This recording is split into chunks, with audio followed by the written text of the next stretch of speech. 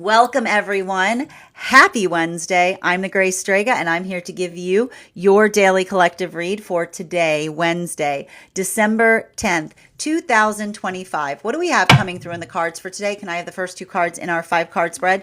First two cards we are starting our day off with today are the Fool card in its reversal in combination with the 7 of Pentacles in its upright. I love seeing those two cards together. Absolutely love it. And the reason why is because I believe I mentioned that there's something important about this energy right now that feels very much like stampede energy. I've been kind of describing this, and I want to give you like a tableau of what we've been seeing energetically the last few days. For like the last month or so, we've been going through a lot of the rigor in relationality to the fact that we've had Saturn in retrograde and then coming out of retrograde in Pisces. Now, Saturn does better in Aries. Neptune does better in Pisces. The Neptune retrograde in Pisces, perfectly fine. I'm not too worried about when Neptune activates back in Pisces. Saturn in Pisces can feel very difficult because it's working through the emotions from the past that come up and they feel incongruous to where you currently are, right? It's like flashback energy. Okay, it's like flashback energy. And the thing about it is, like, I would not be surprised if you're feeling like those points, or like those spaces or places right now where you're having emotions coming up and being like, where did that come from? I haven't thought about that in ages. Welcome to a Saturn activating in Pisces again. Now, the thing that we have to recognize as well with this type of energy is we had all of that. We also had the fact that as Saturn came out of retrograde, Mercury was still in retrograde. So I keep on getting it, that can often create those experiences or those modalities that feel very akin to hurry up and wait kind of energy, right? Those experiences by which you feel like something is like not happening and then suddenly everything happens all at once. And that's what we currently experienced at the moment that Mercury came out of retrograde after Saturn. So now it may be feeling like things are speeding up again. But now it's like I told you, it may have felt like it's like it went from like fast to feast, right? It went from being like something that felt like very slow to suddenly being a lot of activation very quickly. Being able to work through, and at the same time, we've also got Uranus back in Taurus, being able to have composure through like navigating through a lot of different things happening at once right now, right? That's what we see with Fool card in its reversal in combination with our 7 of Pentacles. And what's nice about that is, I will tell you, it's going to having a different impact depending on where one finds oneself on the frequency cycles. We're going to talk first about the energy in solitude. And here's the thing about it. I don't even feel comfortable saying separation anymore because I feel like there's a lot of this energy in solitude that doesn't see anything separate in the fact by which they're navigating from a place of solitude. They found a lot of solace in the fact that they're working through pathwork of the self. Now, this is what's important because I keep on seeing that this is effectively the culmination of a lot of those moon relationships. And the culmination that we're effectively identifying or recognizing has to do with the stabilization point in being able to effectively keep pace with one another. You know, there's something really important about that because it took me a while to be able to read into the prioritization point of these moon relationships. And what we are effectively seeing is, and I want to kind of describe this, these relationships were taking a long time to get together because they've been hurt before by energy that had a tendency of pedestalizing them, right? Situations or circumstances wherein everything was either perfect until it wasn't, right? Everything's going smoothly until it's not. This is the wound that a lot of this energy coming into union is working on healing right now. But a lot of that space that we're seeing has to do with the fact that the thing is, and this is like, again, the culmination of the fact that we're seeing so much of this happening at the time that we've got so many planets in Sag. If there's an over, if there's an over, when something starts to go wrong, and another person walks away from things, right? Like I keep on seeing that this is what we talk about with like a relationship is built upon perseverance, not the feeling of navigating the slightest inconvenience that sets another person off.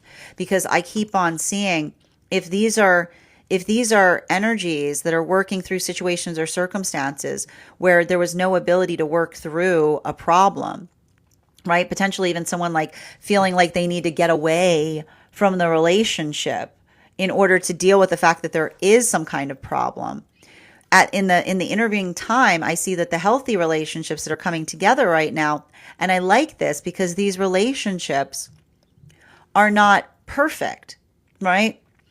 They're not in complete lockstep. There may even be moments right now, and especially given the fact that what we've been reading in the individuated energetic cycles, that sometimes they find themselves like working through the fact that sometimes they're not energetically aligned. But it's conversation that says that healthy relationship does not require us to be in perfect alignment all the time.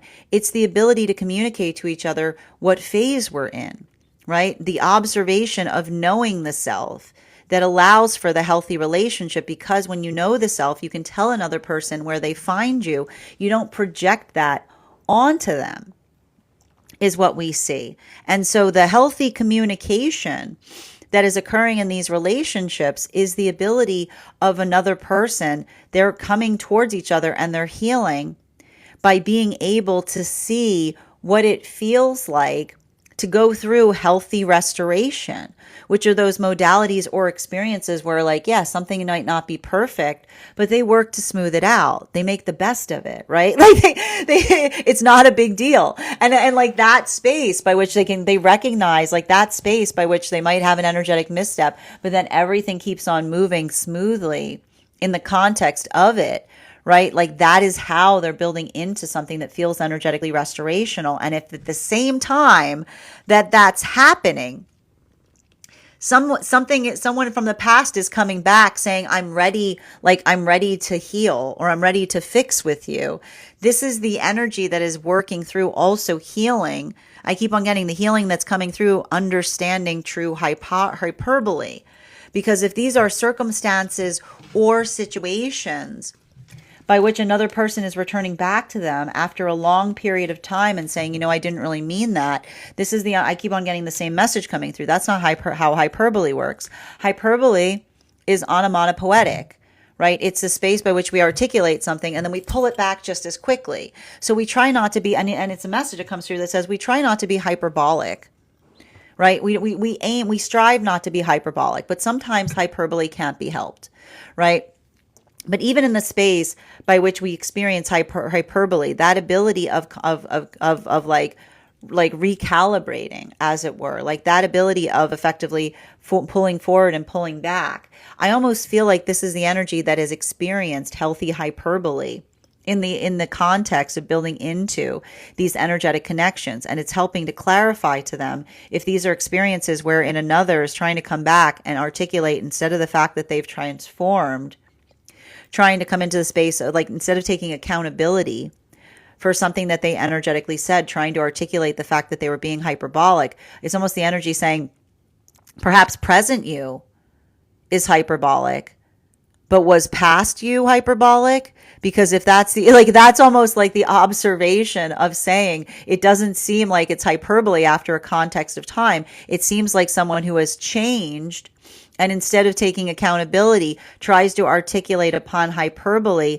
instead of taking account for what it is that they've energetically transformed on, right? So again, the recognition of the knowing of the self that is effectively framing the pathwork of these new relationships that are coming together. Now, this brings us to those temperance relationships. So, as we were speaking about, the moon relationships were coming together between the time of Uranus stationing retrograde up until the present. The temperance relationships are Uranus stationing retrograde up until the solstice period that we experienced recently. Center card for today's spread. We've got here the Five of Pentacles in its reversal. So for a lot of the energy that we're seeing right now, this Five of Pentacles in its reversal, I feel like there's a lot of this energy that is just effectively, I keep on getting, they're working on their work, like, and that's what I keep on getting. They're actually getting hyperbole back, is what I keep on seeing.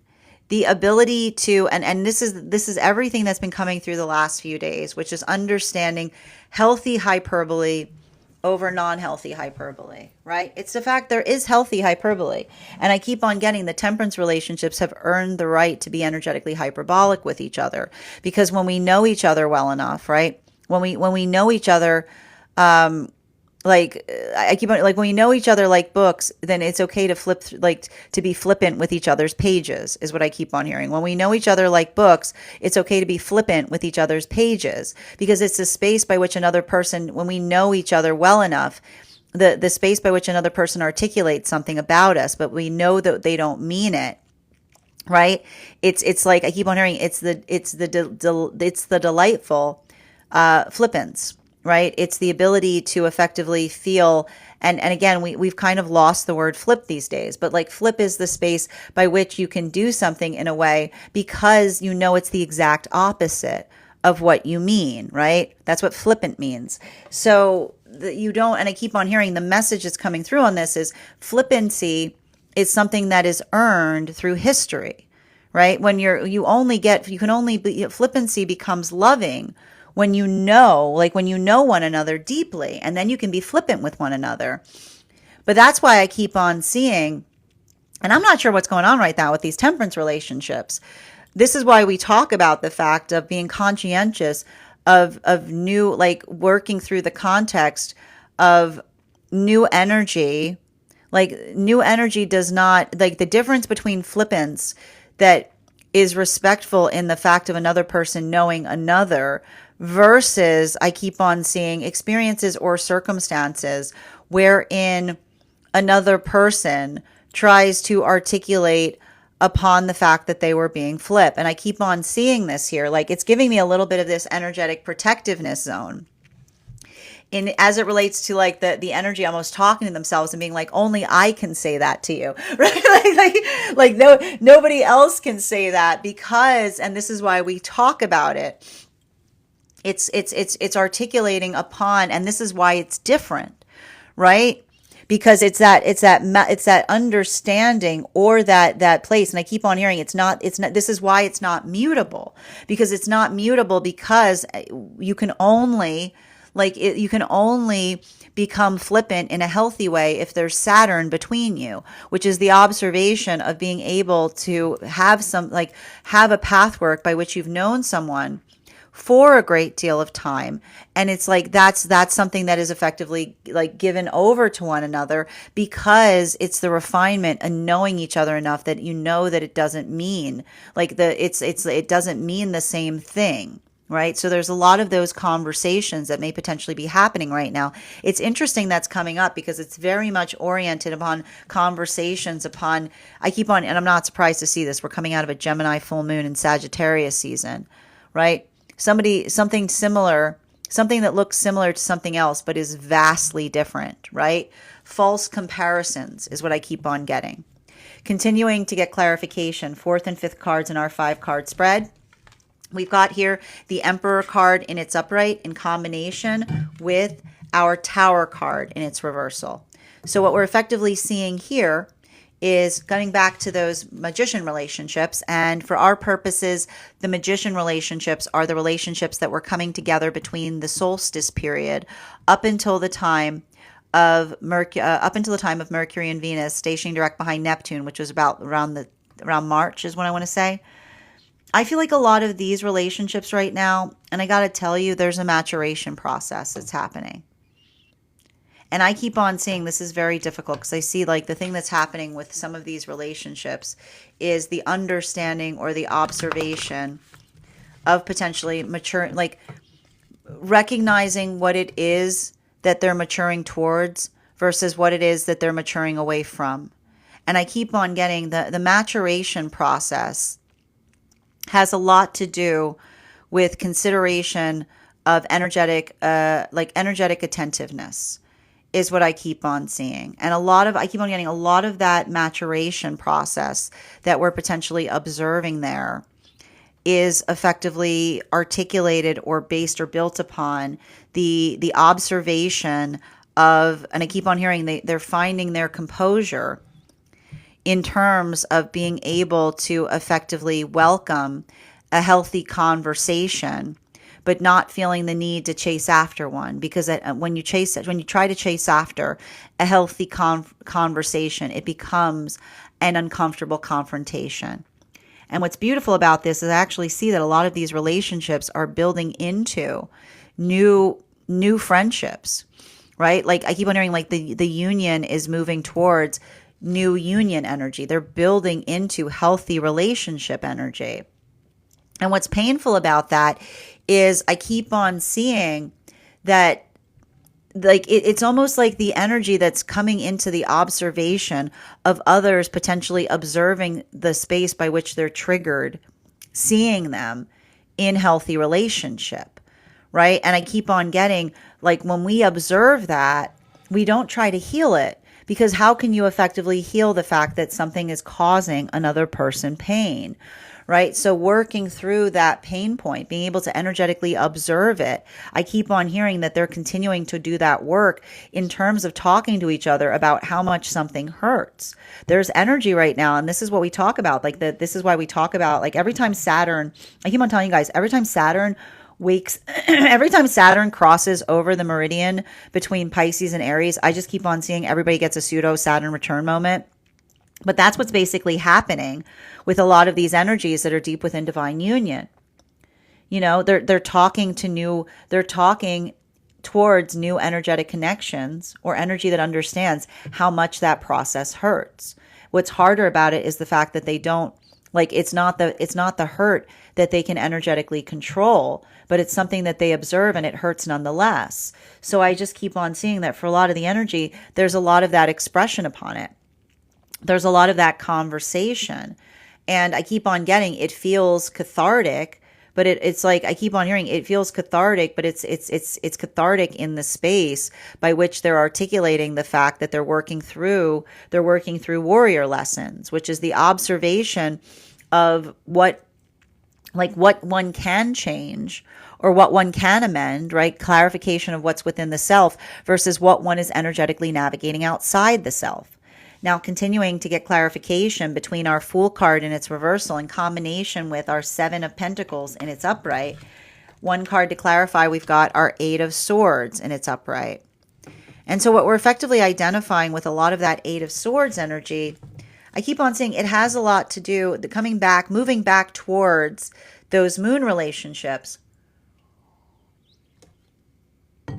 It feels like a healthy conversation in relationality to what feels energetically progressive is what I keep on seeing. And for a lot of those energies and for a lot of those experiences, something that we're just picking up upon or identifying there, I would not be surprised if some of the context of these new relationships is effectively articulating to another upon they're describing to each other the unsustainability point in a past counterpart connection. And I keep on hearing it has to do with energy that articulates upon the feeling of needing a break in order to facilitate a partnership. I keep on hearing they're working through the irony of it, right? Because when you're in relationship, there's no breaks. There's recess, but there's no breaks because it's a space by which you understand that you can take a few minutes, right? You can take a little bit of time. But that ability to effectively energetically define and to articulate and to be able to effectively postulate on what effectively feels needed, right? The ability of not leaving, I keep on hearing the ability of not leaving the possibility of something healing hanging in the air like a pendulum, but instead being able to define exactly how much time another needs in order to effectively heal. This is what they're saying, that this is why they're saying to each other how profound the energetic connection that they feel for one another is, because they're seeing how easy it is to give each other what they need when they're able to articulate upon very specific, tangible frameworks, right? This is not the energy that says, I need time. It's the energy that says, I need a week, right? It's not the energy that says, like, it's not the energy that articulates upon the fact of amplifying or articulating upon readiness. It's the observation of how easy it can be to give things to one another when we're able to be very discernible in relationality to the definiteness. I keep on hearing the definite article of time. Right? And time is a definite article, which is the space by which, when we are navigating being ready for something, we don't articulate upon the fact that we need this amorphous, like we don't articulate about the fact that we need this amorphous blob of it. Right? We articulate very specifically on like what is, like, when it's something, the definite article of time is the space by which we say, this is how much time I effectively need to effectively navigate through something. And that's why they're working through the definite article of relationship that is very good at being able to articulate upon what it is that they need, being very specific. And that's why if there's an experience now where someone from the past is coming towards it being like, I'm finally ready, right? Like the energy going, I'm finally ready to work through something. It's the energy that carries the hurt in saying that we don't say that we're finally ready in relationship. We're always ready, right? The readiness, we don't need to step away to become energetically ready. We're just energetically ready for one another, right? And it's the ability to articulate upon the definite article in terms of what we need. Not this, I keep on hearing not the energetic vacillation point is what I keep on getting, that feels like, I keep on hearing like the energy that feels like everything's fine until it's not, and then someone has to pull away, and then everything's fine until it's not, and then someone has to pull away, because that is reactivity, right? Like it shouldn't, like we don't shy away from work in relationship. We hold steady through it.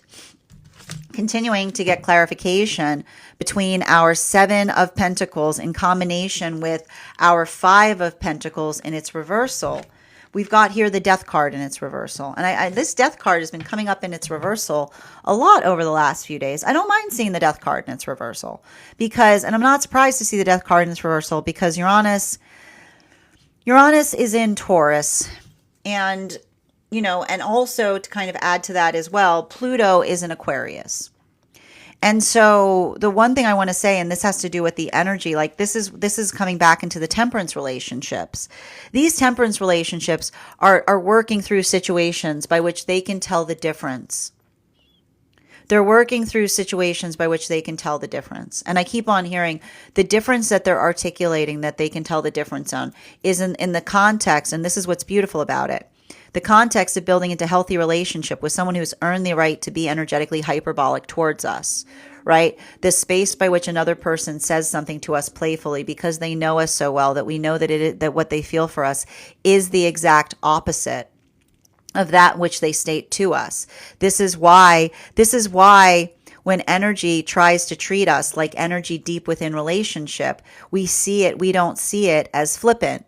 We see it as energetically serious, because that space or that observational point of understanding, like understanding the flippance that we build over, like flippance is built over a timeline, right? It's something that is energetically earned. You're not, you don't, like, often somebody who's trying to trigger us will articulate upon the fact that they're trying to be flip. But this is the identification point as to the difference between someone trying to trigger us by saying that they're flip. And often it's most clear by the understanding that flippancy is earned, that when we know each other to our core, then another person earns the right to be flippant towards us. Not somebody, I keep on hearing, not somebody that we've never met before, is what I keep on getting. Not new energy. And I don't know why that's coming up, but I just keep on hearing that resonating right now in relationality, like in relationality to some of the context of those relationships. And I wouldn't be surprised, because I did tell you with all of these planets in retrograde, there is a little bit of this experience by which, like, it's very triggering. Like, this type of energy can bring other people's shadow work out. But I keep on getting that working through that shadow work, right? Like, I feel like there's something about the temperance energy having to navigate or deal with others misconceptions is what I keep on getting. And that space of misconceptions, I almost feel like it's conversations that they're having with each other in relationality to the misconceptions that they're working to energetically dispel versus the misconceptions. And this is what I keep on hearing, like misconceptions that they're just taking energetic note of is what I keep on seeing, right? Like, there's something really important to be navigated there. Continuing to get clarification for those magician relationships deep within divine union right now. Clarification between that 5 of Pentacles in its reversal with the Emperor. We got the Page of Wands in its reversal. And the thing about the Page of Wands and its reversal, and I got to tell you this right now, like, for a lot of those energies or relationships deep within divine union right now, like, the hard part about something is not the fact by which they see a situation or relationship out of union, like outside of their own relationship. Like, it's not that they don't know what another person aspires or desires to get from another in the context of being able to heal it. But this is the energy that articulates the difference between what another person is asking for versus something that feels like it moves way beyond the standards of the self, is what we keep on seeing. And why do we see that? Because for a lot of these relationships, the thing that we understand, and we were talking a lot about this, the reason we have to do the work to navigate the standards that we hold is that our trauma loves nothing more than to masquerade as our standards. The thing that your trauma will try to do is masquerade as your standards. And the way you can usually tell, a good way of being able to assess what is actually your standard, like what is an actual standard versus a trauma in a trench coat that's trying to act like a standard, is the space by which you can ask it why it's positioned there, right? Our standards always have that conversation, right? The ability to be able to articulate and define why we hold a standard towards something helps us refine between what feels like it brings us towards the higher self, something that is important and fundamental, versus past trauma that we're carrying. And the space by which we hold a standard, and we say, well, why do you hold that standard? And you say, because that's usually that is the sound.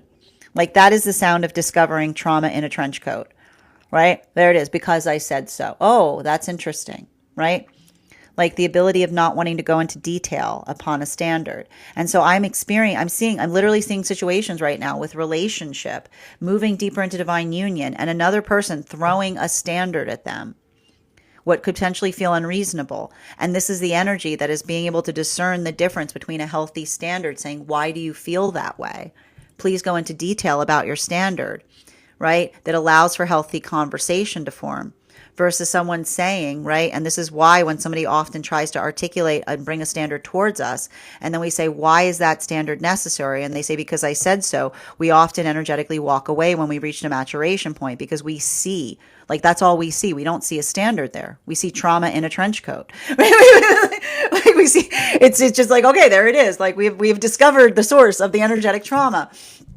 So for a lot of that energy working through those circumstances or situations, I just keep on seeing the energy that's continuing to facilitate the same energetic position on thing, which is leaving oneself open to a healthy conversation.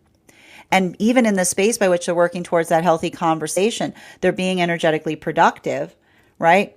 And I keep on getting, like, I even see them moving towards other energy that also holds those same energetic standards. And I keep on getting it's fortifying, but it's painful. You know, I keep on seeing the energy like almost like stamping their feet in divine union, saying they're frustrated by the fact that another person is being energetically unreasonable. Congratulations, you're maturing. Right? That is literally the sound of maturing. The sound of maturing is literally feeling energetic rage when another person is being completely unreasonable for no apparent reason. Right? That is like welcome, like hello, welcome to the maturation station. Can I help you with anything? Continuing to get clarification between our Emperor card in combination with our Tower card and its reversal. Coming back into the energy in solitude right now, these moon relationships. I got to tell you right now, there's something really beautiful happening there. Look at this combination, man. Look at these moon relationships. Right? We've got a lot of this energy here. And what do we keep on seeing? Right? This is what's beautiful. This is the summation of those moon relationships that basically I keep on hearing the genuine article of partnership, which says that doesn't walk away when things feel energetically frustrating, right? And the genuine article of relationship is not the space by which something that I keep on hearing, like the slightest misstep happens and another person says, I need to get away from this, right? As I keep on seeing, it's like the energy. And I feel like this is what's been happening with some of these relationships, some of these poor individuals, right? Somebody being like, ooh, sorry, this is less than ideal now. I got to go, right? And this is the energy that says when things are less than ideal, that's where you put the elbow grease, right? Nothing a little polish can't fix, you know? And this is why I keep on seeing, and this is why this energy, right? If this energy was working through the space of a relationship, like I keep on hearing no, and this is what's happening right now in these relationships, right? When somebody is in the modality by which they, and I told you this, we were reading into this. This is all of that we were reading into this in yesterday's individuated relationship reading, which you can find over on the stack. There are those that say that they want a relationship. Whether one is ready to navigate one is a whole different thing. It's easy to articulate the desire for a manifestation goal. But if you effectively quit the manifestation, the minute it feels less than energetically ideal, right? If it's those modalities or those experiences by which I keep on seeing, by which something feels less than indulgent is what I keep on getting. Like that's what I keep on, like everything we keep on seeing here. Like this is the energy that articulates. And I told you, and the reason that we're seeing this in these new relationships is they don't project that onto each other, right? They articulate upon how they're feeling, right? That you've caught me at a bad moment instead of having a reactivity point. Right? Like the ability to articulate how they're feeling instead of projecting how they're feeling on one another. This is effectively what they're experiencing in these relationships, and the ability to effectively not feel the fear, right? Not having to effectively put a happy face on all the time. I literally see some kind of situation by which the past relationship energy is like the new energy relationship is healing from circumstances or experiences by which they felt that they had to maintain, like I keep on getting like a happy face at every single moment in the relationship, right? I keep on hearing it leaves room, like the relationship, the new relationship leaves room to be able to navigate all their energetic spaces. And it's not the space by which they try to get each other out of those phases, right? It's observation. I keep on seeing the energy that almost says to themselves, as long as they're not the source of another person's phase, like the space by which you make space for another, that is what I told you about the fact that the energy is very attenuated to each other. And that's why I keep on seeing, if at the same time that those relationships are coming together, somebody else is coming back towards someone being like, I'm ready to start again. This is the energy that says you weren't ready to start in the first place. if you weren't ready to start in the first place. because it's the observation or the experience in relationality to the fact that we come towards, like, we come towards each other from that point of energetic stability. We don't, I keep on hearing, we don't need to, like, I keep on hearing, like, we don't need to like pull away and then energetically prepare in order to step back into a partnership. Continuing to get clarification between our Eight of Swords in its upright in combination with our Death card in its reversal. Can I get one card to clarify, please? We've got here the Eight of Pentacles in its reversal. And I got to tell you right now, the thing with this Temperance energy is speaking upon, and it's interesting too, because speaking upon readiness, there's something I'm seeing with the Temperance relationships, that it's a little bit everywhere right now. Like, I keep on seeing, like, and it's interesting too, because the space by which I see a lot of these Temperance relationships, and I told you the strength point in these Temperance relationships has to do with their ability to be patient towards things. And I keep on seeing, like, the beauty of patience is the understanding that you sometimes don't need to see progress at every moment to understand that you're being energetically patient upon something, right? There's something important. I keep on seeing there's something important that I see that those Temperance relationships are articulating as it relates to percolation. And I keep on hearing, we don't give enough credit to the significance of percolation, right? Because, and this is why we have to get over our feelings of energetic frustration with ourselves. Because when we stop looking for frustration and instead say, how can I turn this frustration into percolation, which is the space by which you feel something that bothers you, and instead of reacting to it, you give it a minute, right? You give it a minute, you percolate on it. Right? You're like, please allow a moment to percolate, right? And when we're able to move the frustration into percolation, that's why you sometimes have those moments that somebody says, I was so frustrated, and then it struck me. Then it struck me.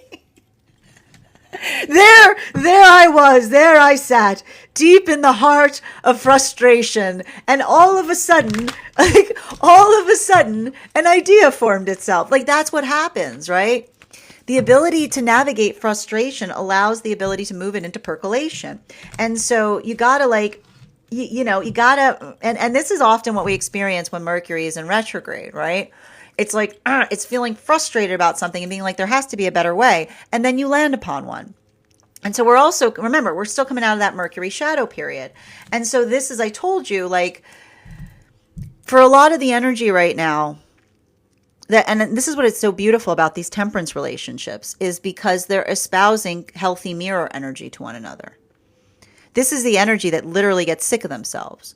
This is the energy is like, why am I like this? And I can see the counterpart saying, because you are magnificent. You just don't see yourself correctly. It's what I keep on seeing. It's like the energy being like, it's like the energy, I told you, Venus and Mars in Sagittarius. It's not a Venus retrograde, but man, it's hot in here. It sure feels like a Venus in retrograde in here with Venus and Mars in Sagittarius right now. Okay? I'll tell you right now. Not my best word. It's like a lot of that. I'll tell you right now. I wouldn't be surprised. There's a bunch of energy being going, not my best word. Someone being like, you knocked that. Like, it's a lot like that, right? It's working. It's too much working on the perception of the self can feel very distorted when Venus and Mars are in close proximity to each other, right? Because here you are getting frustrated at yourself, and another person is seeing something and being like, you're not seeing yourself with clarity.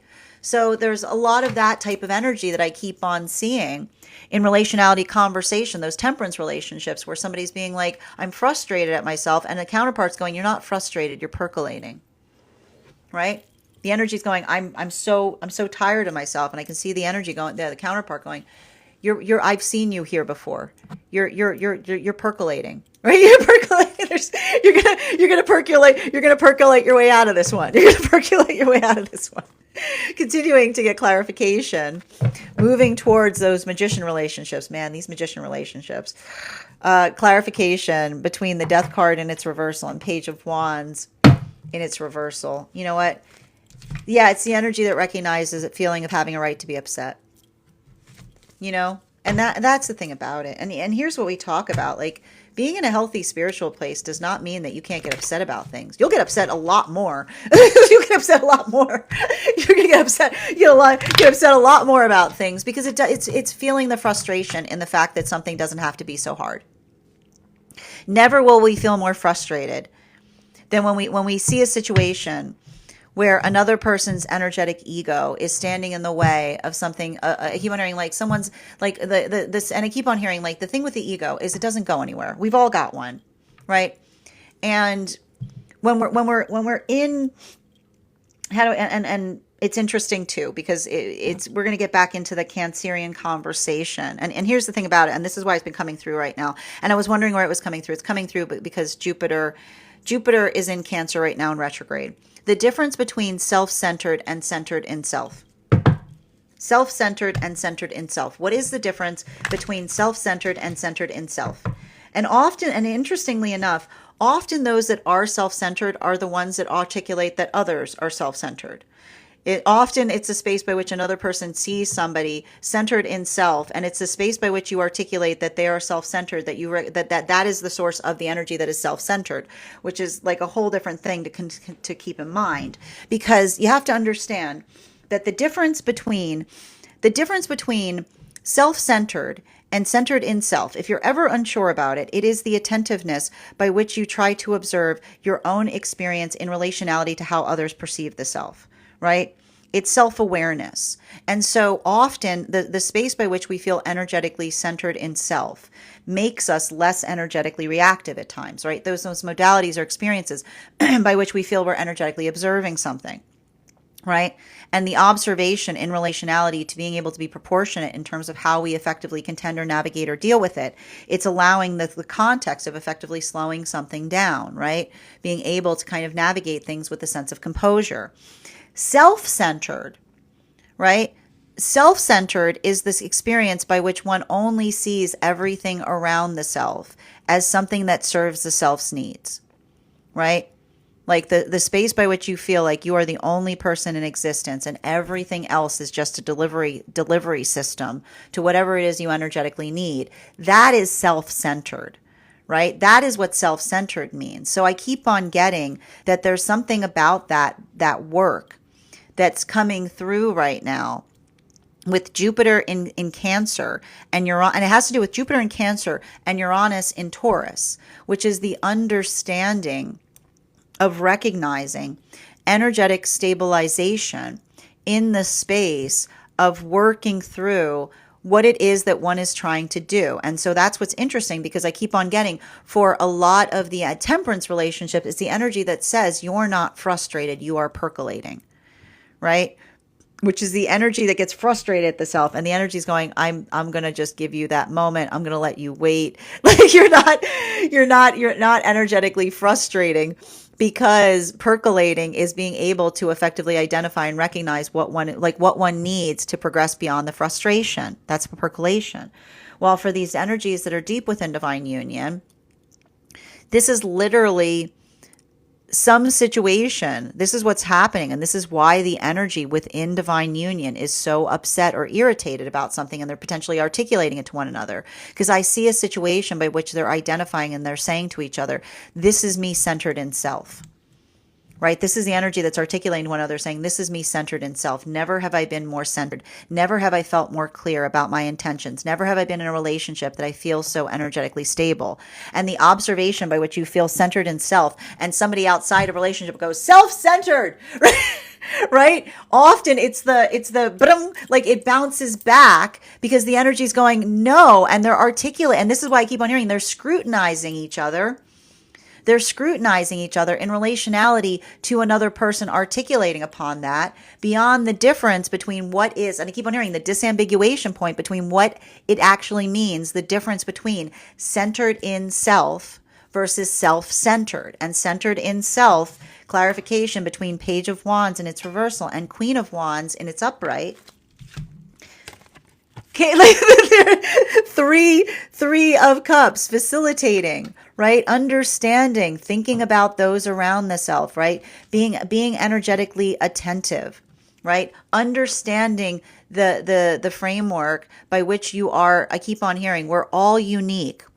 We're all unique pieces in a beautiful process. Like that is what we understand in relationality to being centered in self. Well, self-centered is the space by which you see everybody else as just a delivery system that brings you the things that you energetically need, right? It's the ability to kind of attenuate or to build upon that. So that's why we keep on seeing that for a lot of those relationships or a lot of those situations, that ability to articulate and refine and define upon that, I just keep on seeing.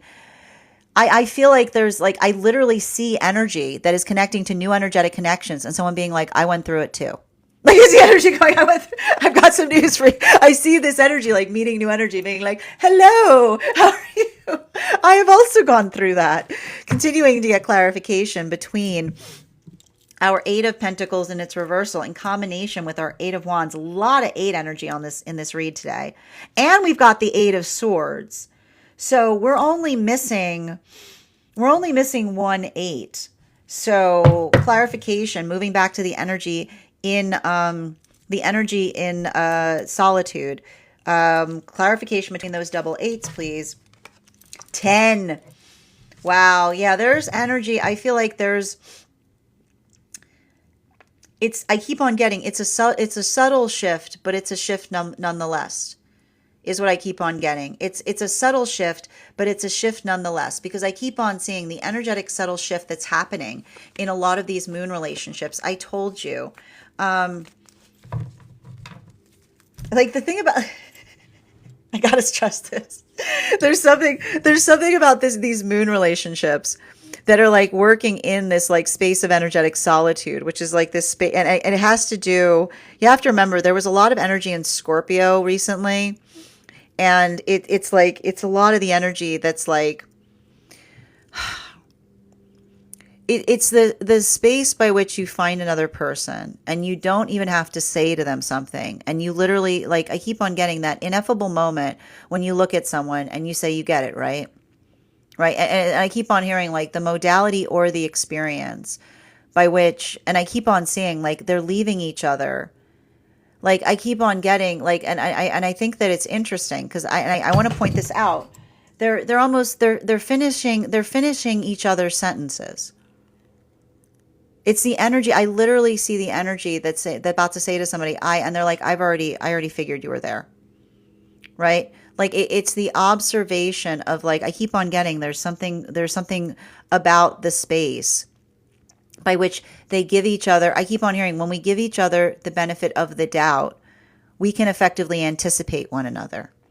And I keep on getting the gift of these relationships is the energetic anticipation of need, right? I can see this energy almost saying to each other, I've already thought of that, you know?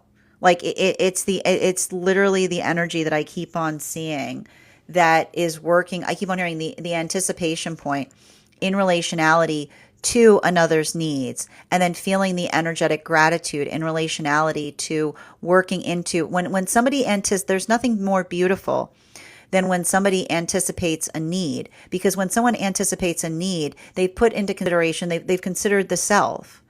Right. And that's what I keep on seeing. The anticipation of need is really beautiful in that way. And I keep on seeing that these new relationships that are forming, they're anticipating their needs like they never have before. But even in the space, like I keep on hearing, even in the space by which they're energetically anticipating one another's needs, they're also effectively articulating and amplifying to each other how much they mean to one another, right? That observation or that experience by which they're able to articulate and define how much it means to them is what I keep on seeing. And that's why you'll have to remember, these are potentially relationships where another person in the past articulated to another person that they were needy for having needs. And this is just a reminder of the fact that when we're building into healthy relationship, it's not enough to be able to and this is what's hard about some of these relationships, like the summation of the healing that's coming together in these relationships is it's not enough. Like sometimes someone comes towards us with absolute authenticity in relationality to the fact that they desire a manifestation goal. But if this is the energy that was working towards a manifestation goal with another, and I keep wondering, every time something wasn't going the way that they would aspire or desire it to, right? A lot of that, I keep on hearing like working through like the energy that was, they're healing from situations where someone was too volatile to move towards a manifestation goal. And what does volatility look like? The funny thing about volatility is sometimes oversensitivity.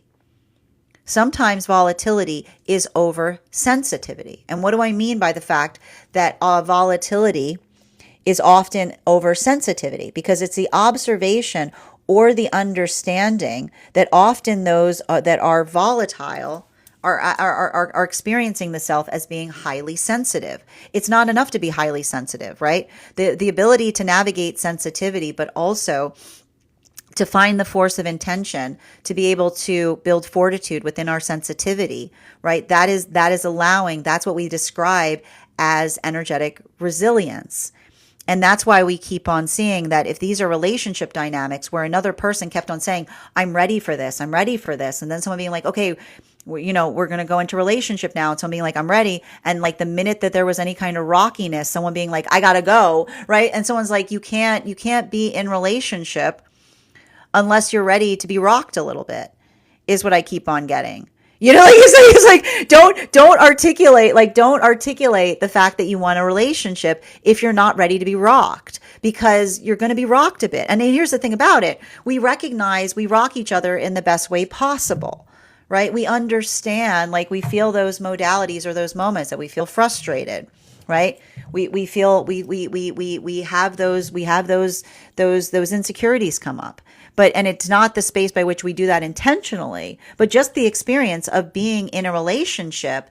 It's like, it's like the whole point is not to say, oh, you know what, I'm sorry, the relationship has become less smooth, I got to go, right? It's a space by which we work to energetically smooth out. I keep wondering, so this is what's beautiful about these moon relationships, because they see that the ability to navigate the phases of the self is the ability or the adaptability to be able to look at something and say, if it's not perfect, like that's where we get to polishing, right? Like if something isn't ideal, as long as we're both committed to trying to work upon it, then that means it's going to get better. It's going to improve.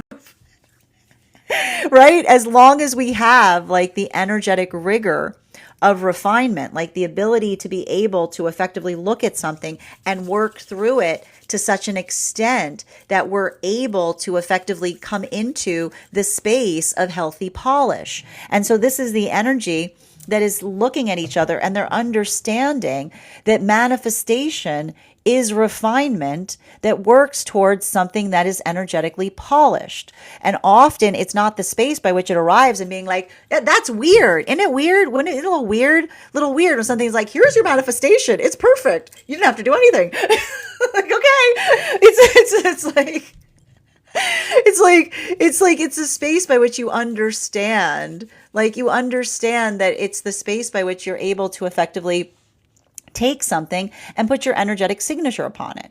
And so that's why we keep on seeing that for a lot of these relationships or situations, that is the gift that they're already seeing in counterpart connection, right? Not the energy that moves away from something in a sense of distaste when something isn't going exactly the way that they aspire or desire to. They look at one another and say, what's it going to take to get there? And as long as they say to one another, we're in energetic alignment with that, right? We can effectively make the best of something. Like I keep on seeing that these relationships are energy, like I keep on seeing it's not the fact that they're always exactly in the same space, but they're always energetically attentive and considerate as to the space that they find one another in. And that's why I keep on seeing if there's some kind of modality or experience right now wherein someone from the past, right? Welcome to Saturn going direct in the midst of all this comes back and goes, I'm ready. Like I'm ready to try again at the relationship. This is the energy that says you might be ready, but you're not steady, right? That when somebody is always articulating upon, like when somebody says, I'm ready, I'm not ready, I'm ready, I'm not ready, that is the on and off switch that can be indicative of the fact that someone may be in a perpetual state of desiring something, but they're also embodying, right? They're embodying the juxtaposition of they're stepping in, they're stepping out, they're stepping in, they're stepping out, that creates that unsteadiness. It's not enough to be ready. It requires one to be steady. Even when one feels less than ready, is what we keep on seeing. So for a lot of the energy working through those modalities or experiences, that observation, what are they seeing each other? They're steady in their phases, right? Like that is the energy that's recognizing, and they're also healing with one another by saying that the observation of being steady in their phases is the space by which they're able to articulate the state that they find one another in. And that allows them to more effectively be able to navigate how they're going to effectively like calibrate or work towards something, right? And so I keep on getting like it's like they're already showing each other the ability to healthy orbit, right? Continuing to get clarification between our 8 of Wands in its upright in combination with our 3 of Cups in its upright, the Hierophant. And this is a continuation for the Temperance relationships. Working true. I keep on hearing like this is, I keep on like the thing with this energy is I can see this energy that gets really hard on themselves. These temperance relationships, man, these temperance relationships, you know, they hold each other, they hold them. The thing is they hold themselves to unreasonably high standards. And what's so wild about it, the reason you can tell that they hold themselves to unreasonably high standards is they don't hold, and this is how you can tell that they're centered in self and not self-centered, right? They hold themselves to unreasonably high standards and they don't hold anyone else to them, right? Like that's what's so beautiful. That's how I can define. That's what this energy doesn't see. This is the energy that holds themselves to an incredibly high standard. And at the same time that they hold themselves to an incredibly high standard, it's the energy that does not hold others to it.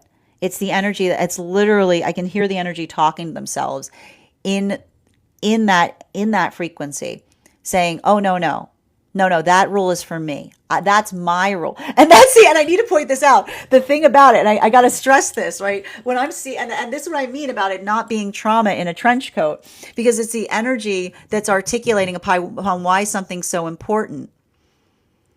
And that is the energy that's articulating and saying, and what are the temperance relationships giving each other? You have got to give yourself, and that's the energy that almost sees each other holding themselves to an insanely high standard. And the energy is articulating to each other and saying, it's okay that you hold yourself to a completely whack standard. The fact that you hold yourself in that way is beautiful, but you have to make sure that you let some compassion in. Like this is the energy that's like, oh, and I told you, Venus and Mars in Sag, being like, if you are going to hold yourself to an incredibly high standard, you have better be being compassionate to yourself in the process of doing that, because it's the energy that says if you're disappointing yourself in the fact that you keep setting your standards so high for yourself and then you're energetically falling short, this is the energy that's almost saying to one another, you recognize that is the sound of you even when you're falling short of your own standards, still being energetically exceptional, is what I keep on hearing. It's the caveat to the unified standard. Right? It's the Stoic standard, right? The Stoic standard being like, no, this is the standard I hold everyone else to. This is the completely insane standard that I follow. Is what I keep on seeing. Final card right now for those magician relationships, clarification between the 10 of Wands in its upright and the Hierophant in its upright. One card, please. Ooh, we got that 9 of Wands in its upright. So let's talk a little bit. You know, I wish I could just take all the magician relationships and give them a hug. I really do. But the thing is, I got it. Like the thing about it, like it's not fair. It's not fair. Whatever the magician relationships are going through, they're going through something that is absurdly not fair, is what I keep on seeing. I keep on seeing this energy that is experiencing repercussions in dynamics related to the fact that they're making healthy choices, is what I keep on getting. Make it make sense. You know, and here's the thing about it. Saturn's like, I've never understood it. You know what I mean? Like Saturn's like, I've never understood. Like, it's the energy. It's and it's interesting too, because it has to do with the observation or the recognition point.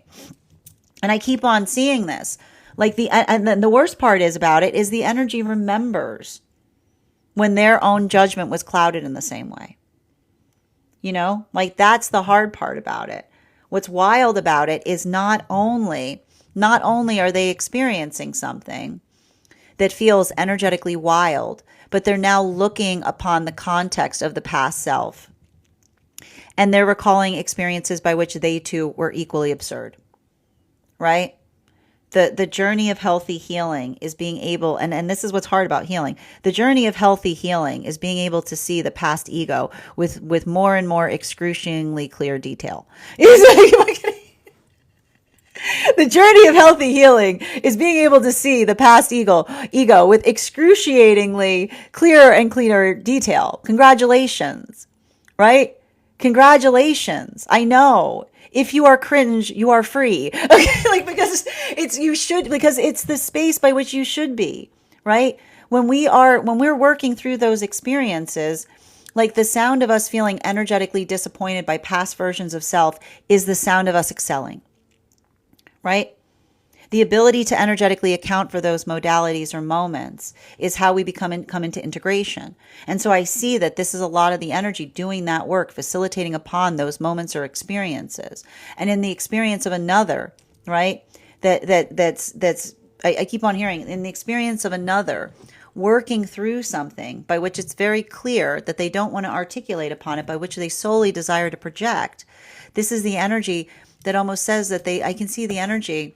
Like literally, they're accepting another person's rejection with a sense of compassion, right?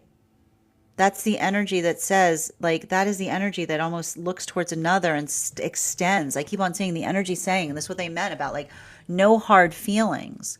This is the energy that almost tries to articulate to another and saying that if there's something that another person is doing that is intentionally trying to cause harm to another, then obviously we work to absolve it. But if the experience of being in another's proximity feels like it's too energetically painful, our own ability to take accountability for it, our own observations upon it, is what allows us to be able to do the healthy work of being able to heal in a healthy way.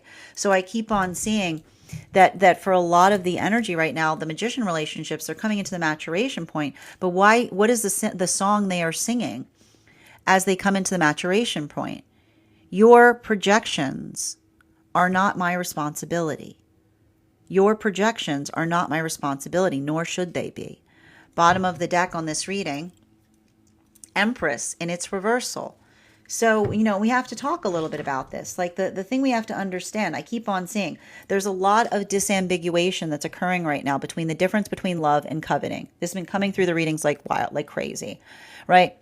Love is the space. Love is, by its very nature, the desire to see something flourish and thrive. The space or place by which one sees something in a state of beauty is the amplification and the articulation of love. Whereas when we work through the pathwork of coveting, it's often coveting that is disambiguated for love. And you can usually tell that someone's coveting because they can often the shape by which another person articulates that they're trying to protect something that never gave any indication or desire to want to be protected is often the sound of another person, because at the same time, that's another person acuting another person. So they're acuting him. When acuting makes to make something smaller. So often there are those who claim that they're loving, but what they're really doing is they're acuting. They're making something smaller, and then they're holding on to it and saying, I have to energetically protect it. So it's a space by which we're energetically, like we're de-evolving something in the process of claiming that we're loving it, trying to claim the fact that we're doing so out of a state of love. And in a way, our love is distorted when that effectively happens, because it's the understanding of the fact that we're not experiencing love from the state of being able to facilitate or recognize what feels like it is best for another, but more in the context of how we ourselves feel it or how we desire to possess it. Whereas the nature of love is one by which we allow for that sense of beauty to occur, the ability to see something energetically flourishing and to feel joy in the space by which it exists.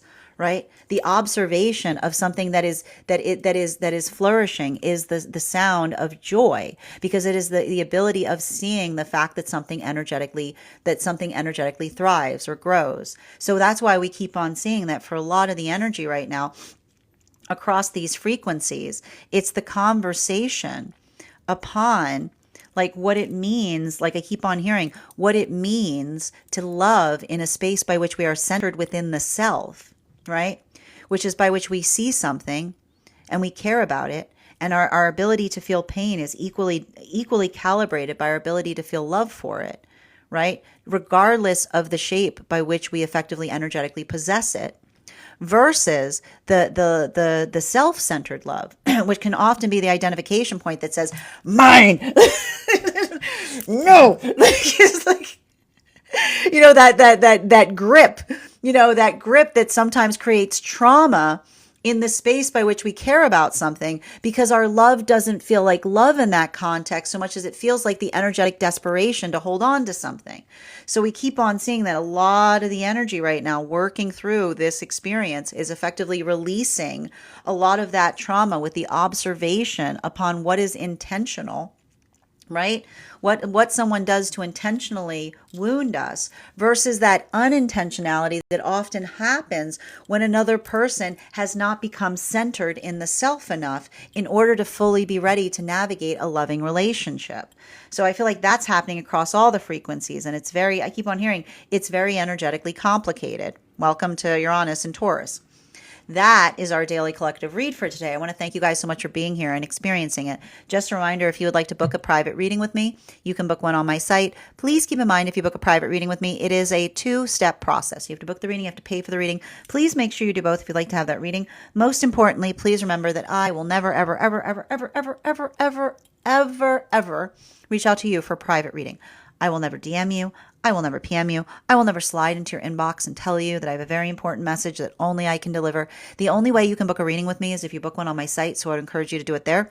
A couple of updates before we move into personal readings today. First and foremost, thank you to everyone who attended our recent class on the Sun card. Our next class will be held on Thursday, December 18th at 6 p.m. PST, 9 p.m. Eastern. We will be continuing our studies into the tarot with a focus on the Judgment card. And if you would like to be a part of that class program, all you need to do is head on over to my stack and become a paid subscriber.